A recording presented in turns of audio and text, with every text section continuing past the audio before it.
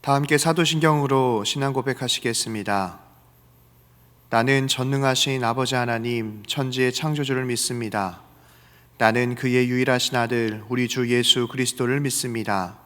그는 성령으로 잉태되어 동정녀 마리아에게서 나시고 본디오 빌라도에게 고난을 받아 십자가에 못 박혀 죽으시고 장사된 지 사흘 만에 죽은 자 가운데서 다시 살아나셨으며 하늘에 오르시어 전능하신 아버지 하나님 우편에 앉아 계시다가 거기로부터 살아있는 자와 죽은 자를 심판하러 오십니다.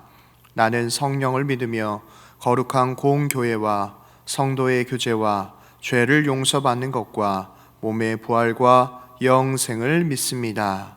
아멘. 찬송가 407장 다 함께 찬송하시겠습니다. 구주와 함께 나 죽었으니 구주와 함께 나 살았도다. 영광의 그날에 이르도록 언제나 주만 바라봅니다. 언제나 주는 날 사랑하사 언제나 새 생명 주시나니 영광의 그날에 이르도록 언제나 주만 바라봅니다.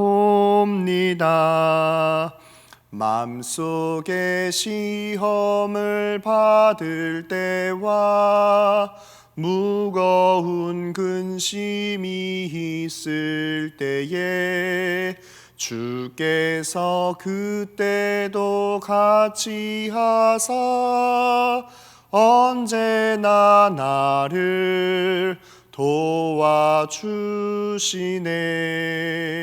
언제나 주는 날 사랑하사 언제나 새 생명 주시나니 영광의 그날에 이르도록 언제나 주만 바라봅니다. 뼈 아픈 눈물을 흘릴 때와 쓰라린 마음으로 탄식할 때 주께서 그때도 같이 하사 언제나 나를 생각하시네. 언제나 주는 날 사랑하사 언제나 새 생명 주시나니 영광의 그날에 이르도록 언제나 주만 바라봅니다. 내 몸의 약함을 아시는 주 못 고칠 질병이 아주 없네. 괴로운 날이나 기쁜 때나 언제나 나와 함께 계시네. 언제나 주는 날 사랑하사 언제나 새 생명 주시나니 영광의 그날에 이르도록 언제나 주만 바라봅니다. 아멘. 오늘 함께 나누실 말씀은 신약성경 로마서 6장 1절에서 7절까지의 말씀입니다. 제가 가지고 있는 성경 신약성경 246페이지입니다.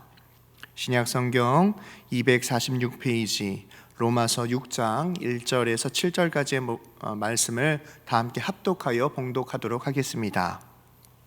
봉독합니다. 그런즉 우리가 무슨 말을 하리요? 은혜를 더하게 하려고 죄에 거하겠느냐? 그럴 수 없느니라. 죄에 대하여 죽은 우리가 어찌 그 가운데에 더 살리요? 무릇 그리스도 예수와 합하여 세례를 받은 우리는 그의 죽으심과 합하여 세례를 받은 줄 알지 못하느냐?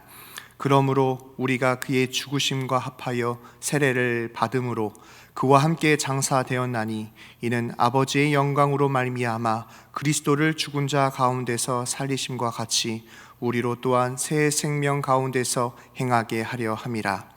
만일 우리가 그의 죽으심과 같은 모양으로 연합한 자가 되었으면 또한 그의 부활과 같은 모양으로 연합한 자가 되리라.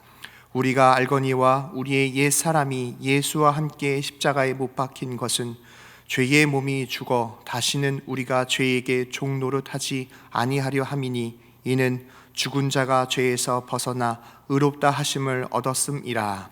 아멘. 오늘은 로마서 6장 1절에서 7절 말씀을 함께 증거하도록 하겠습니다.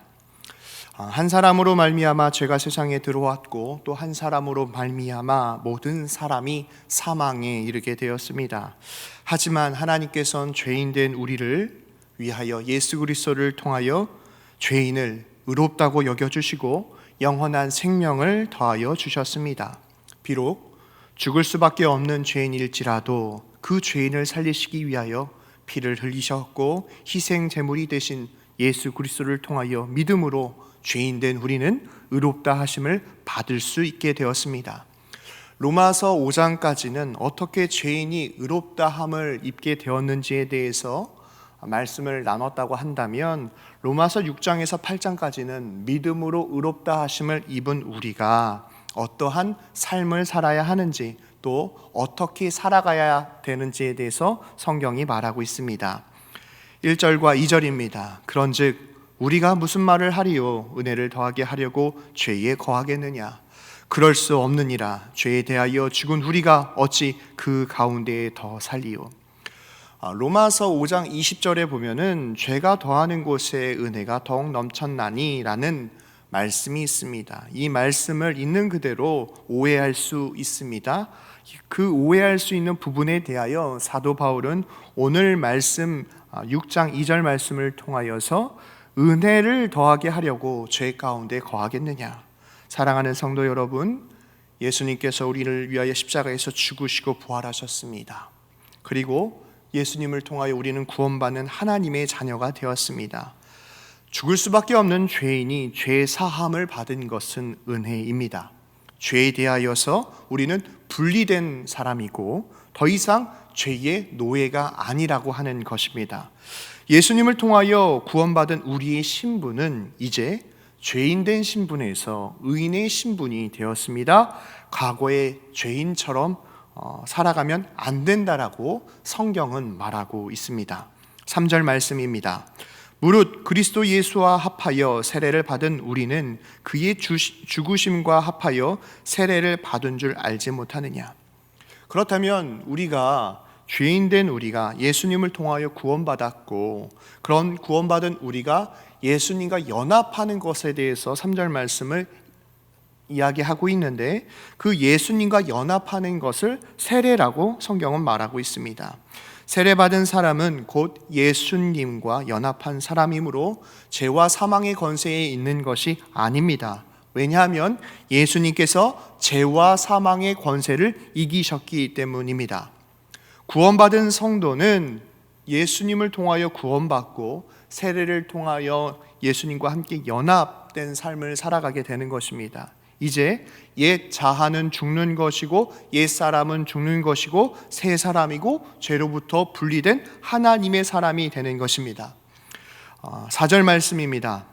그러므로 우리가 그의 죽으심과 합하여 세례를 받음으로 그와 함께 장사되었나니 이는 아버지의 영광으로 말미암아 그리스도를 죽은 자 가운데서 살리심과 같이 우리로 또한 새 생명 가운데 행하게 하려 함이라. 4절 말씀은 예수님에 대해서 이야기하고 세례에 관해서 이야기하고 있습니다. 예수님과 함께 죄의 몸이 죽고 또 예수님께서 죄와 사망의 권세를 이기시고 부활하신 것처럼 예수님을 믿고 세례받은 우리는 주님이 부활하신 것처럼 새 사람이 된다고 성경은 말하고 있습니다. 그러므로 구원받은 성도는 죄의 세력의 지배를 받는 것이 아닙니다.